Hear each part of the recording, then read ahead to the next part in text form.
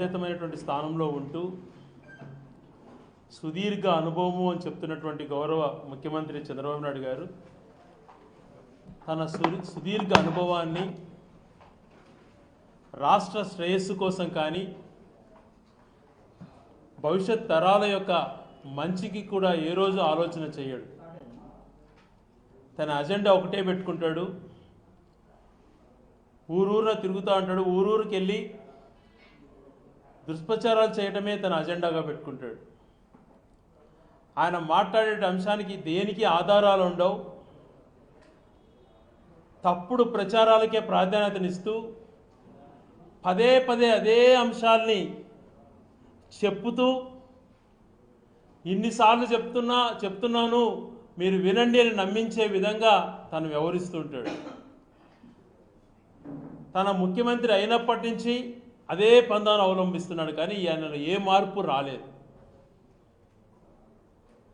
భారతదేశంలోనే నేను గొప్ప సీనియర్ను, నాకన్నా సీనియర్లు లేరు అని చెప్పేటువంటి వ్యక్తి ఎందుకు వాస్తవాలకు దూరంగా ఉంటూ ఈ దుష్ప్రచారాలపైన ఎందుకింత ఆధారపడి తన రాజకీయ జీవితాన్ని కొనసాగిస్తున్నాడు అని చెప్పి ఆయనకు ఒకసారి ప్రశ్నించుకోవాలి.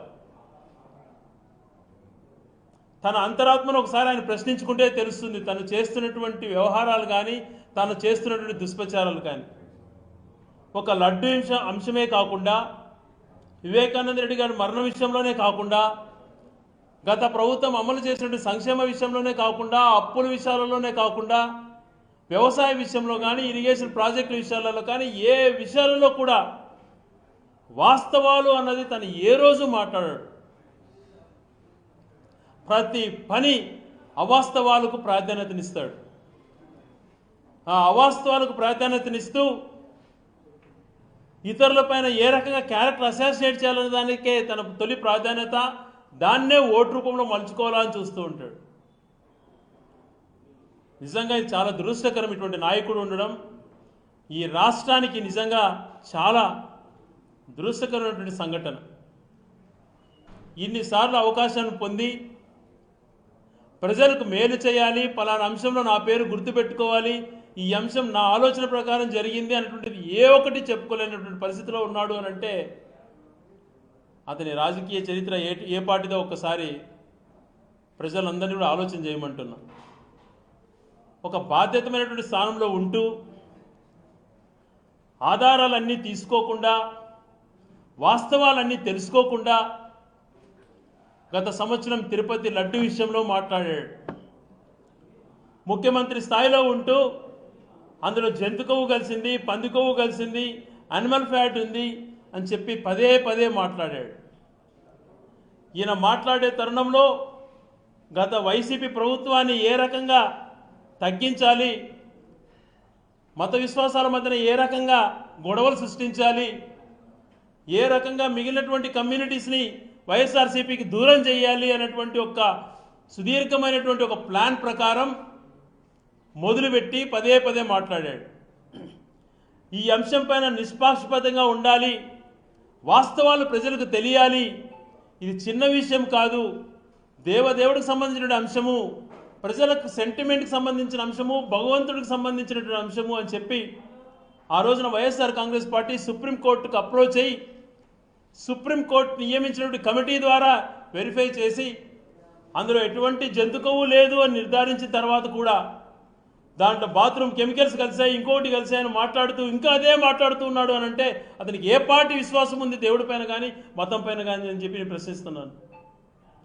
ఏదైనా కూడా ఒక మతాన్ని కానీ కులాన్ని కానీ బ్రాండెడ్గా తను ఓన్ చేసుకోవాలని చూస్తాడు.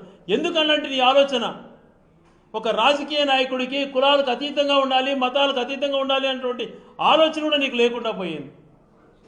నీ మాటలకు అందరూ కూడా ఆదర్శంగా తీసుకొని లాస్ట్కు మండలి చైర్మన్ ఒక గౌరవమైనటువంటి స్థానంలో ఉన్నటువంటి వ్యక్తిని ఇది ఏ కులము అని ప్రశ్నించేటువంటి స్థాయికి మీ పార్టీ చేరుకునింది అని అంటే ఇంతకన్నా దురదృష్టకరం ఉంటుందా?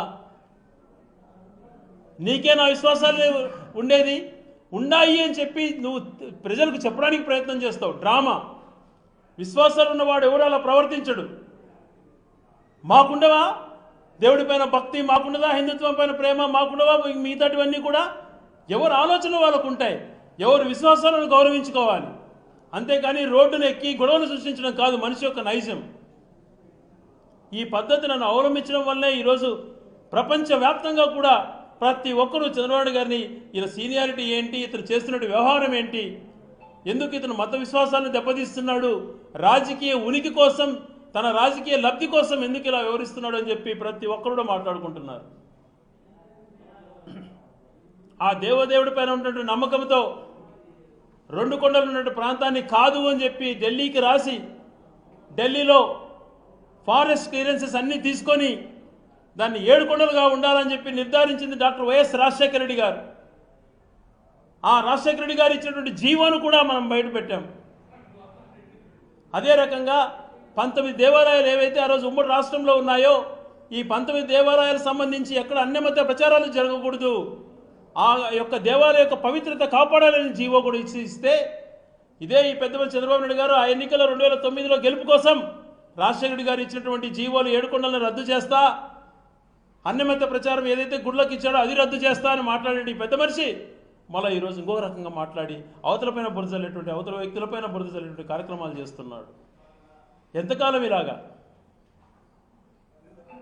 ఎందుకు మన రాజకీయం మన ప్రజలకు మేలు చేసి వాళ్ళ అభిమానాన్ని పొందినప్పుడు నాయకులం అవుతాం, ప్రజాదరణ పెరుగుతుంది.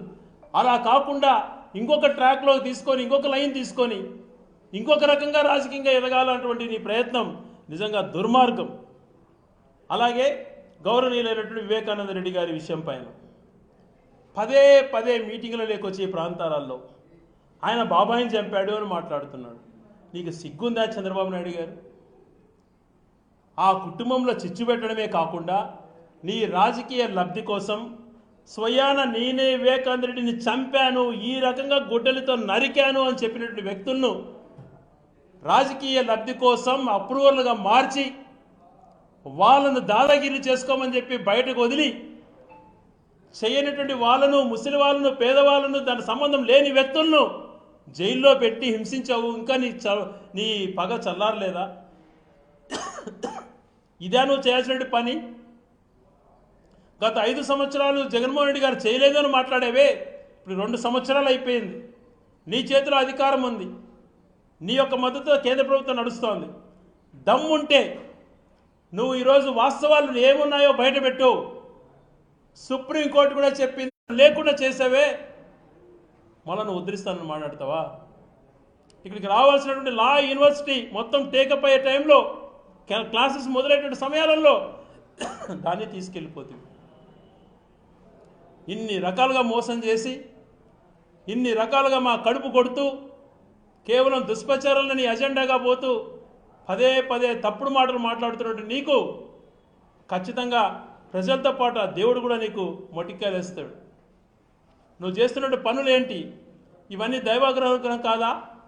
గతంలో కూడా పుష్కరాల సమయంలో నీ పబ్లిసిటీ కోసం నేను దాక్షణంగా 29 మందిని తొక్కి చంపించావు. ఏమయ్యా నీ పబ్లిసిటీ కోసం ఇంతమందిని చంపినావు అని అంటే ఏ మ్యాగజైన్లో చనిపోరా, పూరి జగన్నాథ్ యాత్రలో చనిపోరా అని చెప్పి హేళనగా మాట్లాడుతీవి. కందుకూరులో నీ పబ్లిక్ మీటింగ్లో ఒక 7 మందిని చంపేస్తీవి తొక్కిచ్చి. గుంటూరులో చీరల పంపిణీ అని చెప్పేసి అక్కడ ఒక 5-6 మందిని చంపిస్తేవి. తిరుపతిలో వైకుంఠ దర్శనం టికెట్లు ఇస్తే అక్కడ ఒక 6-7 మందిని చంపిస్తేవి. కాశీబుక్క శ్రీకాకుళంలో 24 మందిని చంపించేస్తేవి. నిన్నగాక మొన్న మన నరసింహస్వామి రథయాత్రలో కూడా భక్తులందరూ కూడా గాయపడినటువంటి అంశాలు మనం చూస్తున్నాం. ఇవన్నీ నువ్వు చేస్తున్నటువంటి కారకులుగా దైవం నుంచి వచ్చేటువంటి ఆగ్రహం అనేటువంటిది ఇప్పటికైనా తెలుసుకో. ఎప్పుడు కూడా వ్యక్తిత్వం ప్రాపర్గా ఉండాలి. ఒక రాజకీయ నాయకుడు వివరించినటువంటి తీరును వివరించు.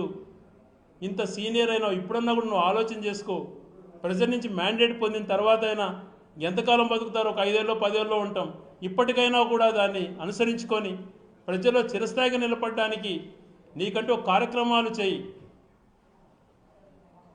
ఐటీని సృష్టించినానంటావు, అది అందరికీ తెలుసు ఏం జరుగుతుందన్నది. వాళ్ళు సృష్టించేది కాదు, దానికి వచ్చేటువంటి పరిస్థితులు. ఈరోజు ఉద్యానంలో ఒక మనిషికి ప్యూర్గా జగన్మోహన్ రెడ్డి గారు నిర్మించినటువంటి హాస్పిటల్లో ట్రాన్స్ప్లాంటేషన్ జరిగి విజయవంతంగా జరిగిన అంశం, అట్లాంటి గర్వంగా మాట్లాడుకునే అంశాలు చేయి. నీకు ధైర్యం ఉంటే.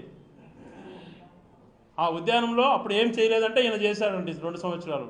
అది అద్భుతంగా 98% కంప్లీట్ అయినటువంటి దాన్ని కూడా హేళనగా మాట్లాడాం.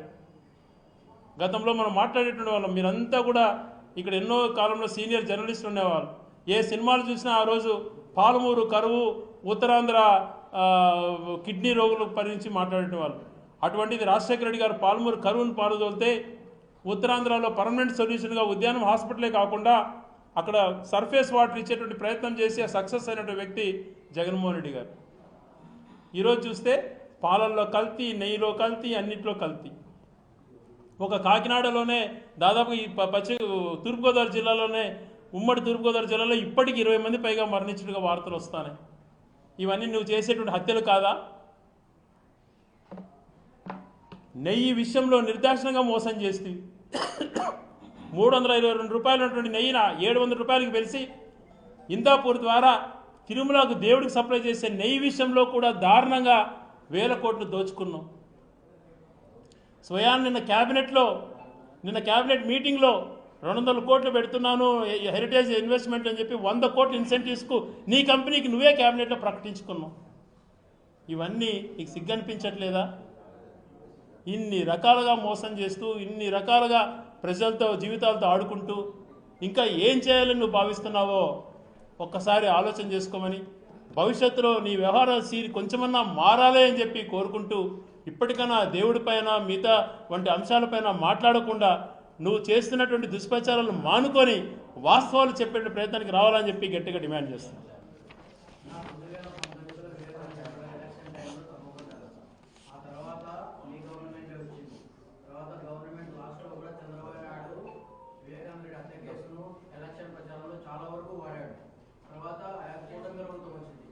కూడా ఆయన హత్య వెనక కుట్ర ఏముందని కూడా ఇంతవరకు తేల్చని పరిస్థితి.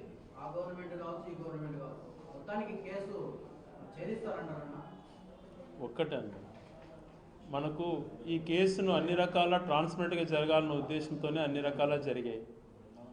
మ్యానిపులేషన్ కొద్ది అక్కడ జరుగుతున్న విచారణ ఏంది, వాస్తవాలు ఏందని చెప్తున్నా కూడా మరొక పక్కన తనకున్నటువంటి వ్యవస్థలతో ఇంకో రకంగా దుష్ప్రచారం చేయిస్తూ మాట్లాడడం. ఒక వ్యక్తి, ఇప్పుడు మీరే ఉన్నారు, మనకున్నటువంటి చట్టాల్లో కొన్ని లోగుసులు ఉండొచ్చేమో, కొన్ని వాళ్ళు బయటపడేదానికి ఏదైనా అవకాశాలు ఉండొచ్చేమో, ఇది అప్రూవర్ అనేటువంటి ఒక కాన్సెప్ట్ని వాడుకొని ఒక మనిషి నేనే చంపాను ఆ వివేకానంద రెడ్డి గారిని, ఈ రకంగా మెడలో కత్తితో నరికాను, గుండెపైన కత్తితో నరికాను అని చెప్పిన వ్యక్తిని అప్రూవర్ అనే పేరుతో బయట చేస్తున్నటువంటి వ్యవహారాలన్నీ మీకు తెలియని అంశాలా? ఇలాంటివి చేయాల్సింది రాజకీయ నాయకులు. అటువంటి వాళ్ళని ప్రోత్సహించవచ్చా? ఇలాంటివి చేసుకుంటూ పోతే ఎలా వాస్తవాలు బయటకు వస్తాయి? ఒక మాట పదే అంటున్నాడు చంద్రబాబు నాయుడు గారు. నిజంగా నాకు కూడా చాలా నవ్వు వస్తుంటుంది.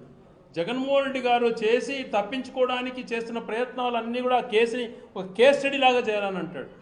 నేనేమంటానంటే, చంద్రబాబు నాయుడు గారు చేస్తున్నటువంటి వ్యవస్థల మ్యానిపులేషన్ పైన, చంద్రబాబు నాయుడు గారు ఇతరుల పైన రుద్దేటువంటి ప్రయత్నం చేసేటువంటి ప్రయత్నాలు ఏదైతే ఆయన రాజకీయంగా చేస్తున్నాడో, ఆయన రాజకీయ కోణం ఆలోచనలో కేస్ స్టడీగా తీసుకొని నిజంగా దాన్ని ఒక థీసిస్ తయారు చేయొచ్చాము. ఆ రకమైనటువంటి ప్రవర్తన తనలో ఉంది. ఇప్పటికీ మేము డిమాండ్ చేస్తున్నాం వైఎస్ఆర్సీపీ పైన. ఇదే కడపలో మాట్లాడుతున్నాం. ఈరోజు చంద్రబాబు నాయుడు గారికి అన్ని అధికారాలు ఉన్నాయి. వాస్తవాలు తీసుకొని ఏదైతే జరిగిందో ప్రాపర్గా ఇంతవరకు ఏదైతే ప్రొడ్యూస్ అయిందో ఛార్జ్షీట్ కూడా ఫైల్ అయింది, అవన్నీ కూడా దాన్నే చేసేసుకొని తప్పు చేసిన వాళ్ళకి శిక్షించమను.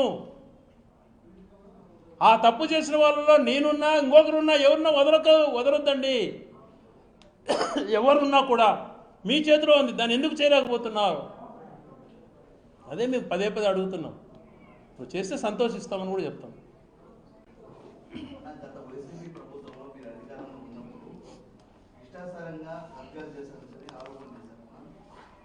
నా ఒక్కటి, ఇప్పుడు కబ్జాలు చేశారు అని చెప్పి వాళ్ళ ప్రతి ఒక్క అంశంలో కూడా ఇలాంటి అంశాలు పదే మాట్లాడుకుంటూ చేస్తూ వచ్చి వాళ్ళు లాస్ట్ వైసీపీ పైన వ్యతిరేకత తీసుకొచ్చినట్టు. ఈరోజు మీ చేతిలోనే కదా అధికారం ఉండేది. మీరు లిస్ట్ అవుట్ బయట పెట్టండి. ఫలాని వ్యక్తి ఇన్ని కబ్జాలు చేశాడు, ఇదో ఆధారాలు. ఈ వ్యక్తి ఇలా బినామీలతో చేసుకున్నాడు, ఇదో ఆధారాలు. మీ చేతిలో ఉన్నాయి, బయట పెట్టండి. అది ఎవరైనా సరే. ఆ భాగవతంలో ఇప్పుడు చేస్తున్నారు కబ్జాలు. ఇప్పుడు జరుగుతున్నటువంటి కబ్జాలు రియల్ కబ్జాలు. మీకు అన్నీ తెలిసిన అంశాలే. అప్పుడు మాకు పేరు ఎక్కువ, చేసేది ఏముండదు. ఇప్పుడు మా పైన దుష్ప్రచారాలు చేస్తే ఇప్పుడు చేసుకుంటూ పోతున్నారు. ఒక్కటే గుర్తుపెట్టుకోండి బ్రదర్, ఒక పాలసీస్ పైన అంటే డాటర్ ల్యాండ్స్ అనేటువంటిది వాళ్ళకి రైతుకేమో హక్కు ఉంటుంది, కానీ రికార్డు ఉండదు. తన బిడ్డ పెళ్లి చేసుకోవాలన్నా తన వారసత్వంగా ప్రకటించుకోవాలన్నా హక్కు ఉండేటువంటి పరిస్థితి కాదు.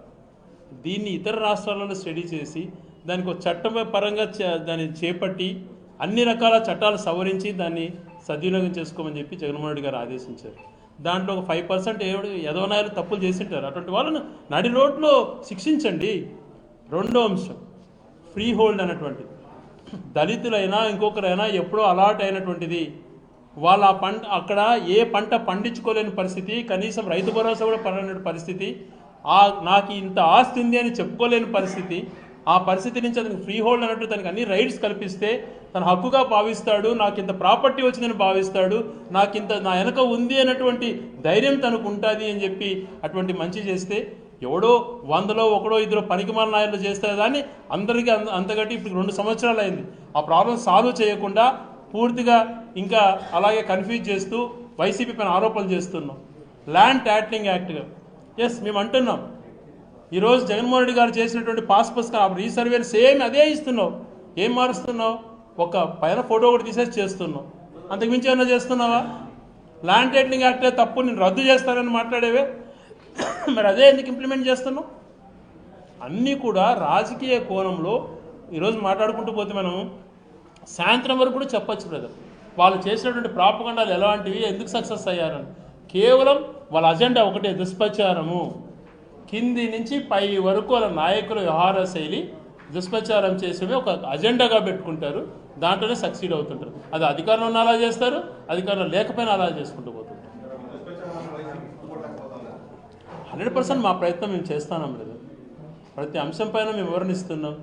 మీరు ఏదైతే దుష్ప్రచారం చేస్తున్నారో, ఏదైతే మాకు అంటగట్టాలని చూస్తున్నారో, మీ చేతిలో అధికారం, మీరు ఏ చర్యలను చేపట్టండి అని చెప్పి ఓపెన్గా ఛాలెంజ్ చేస్తున్నాం.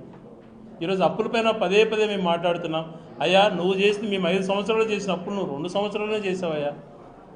గతంలో సచివాలయ ప్రతి ఊర్లో ఒక బిల్డింగ్స్ కట్టాం, హెల్త్ క్లినిక్లు చేశాం, ప్రతి ఊర్లో స్కూలు బాగుపరిచాం, ప్రతి ఊర్లో హాస్పిటల్ క్రియేట్ చేశాం.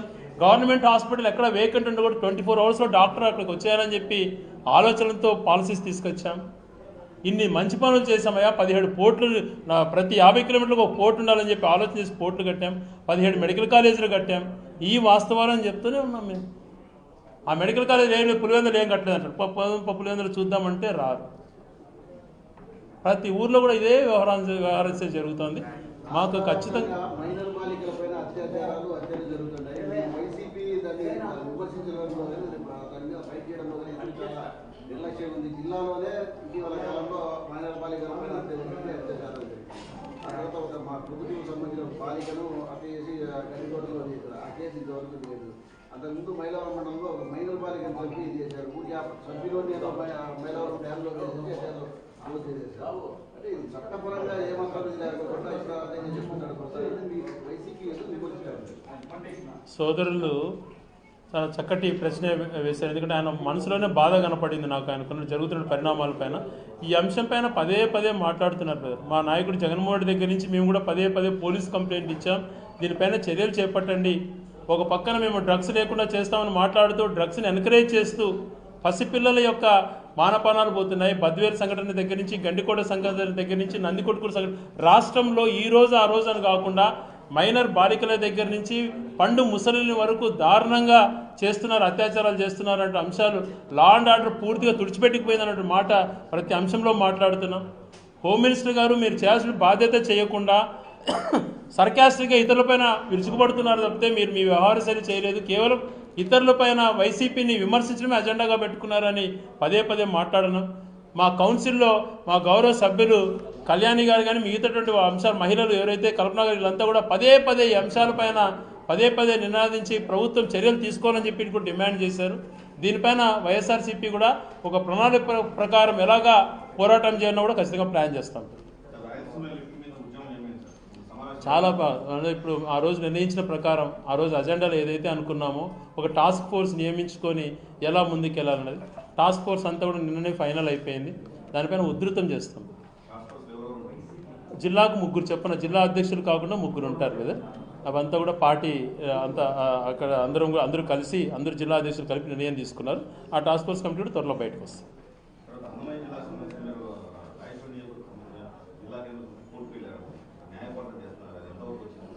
కోర్టులో సైలెంట్ ఏం కాలేదు. ఆ జడ్జు కొద్దిగా ఒకసారి బ్రేక్ తీసుకోవడం వల్ల వాయిదా పడ్డది. దాన్ని లిస్టింగ్ చేయమని చెప్పి పదే మాకు సంబంధించిన అడ్వకేట్స్ కూడా ఇది చేస్తున్నారు. దాన్ని న్యాయపరంగా చేసేటువంటి పోరాటం ఖచ్చితంగా చేస్తున్నాం. అంటే ఒక పద్ధతి ప్రకారం ప్లాన్ ప్రకారం December 31st is the last day. January 1st నుంచి ఎటువంటి భౌగోళిక మార్పులు ఉండకూడదు అన్నటువంటి ఒక దాన్ని దృష్టిలో పెట్టుకొని నిర్దాక్షిణంగా ఒకరోజు రాత్రిలో మా రాయచోటి ప్రాంతానికి సంబంధించిన గొంతు కోసినటువంటి మాట మాకు కూడా బాధగా ఉంది. ఈ అంశం ఏమి చేయలేక మా పోరాటం అయితే పోరాటం చేసాం. దీన్ని వాస్తవికంగా ఏదైతే న్యాయ పోరాటం చేయాలో దాన్ని పోరాటం చేసుకుంటూ వస్తాం.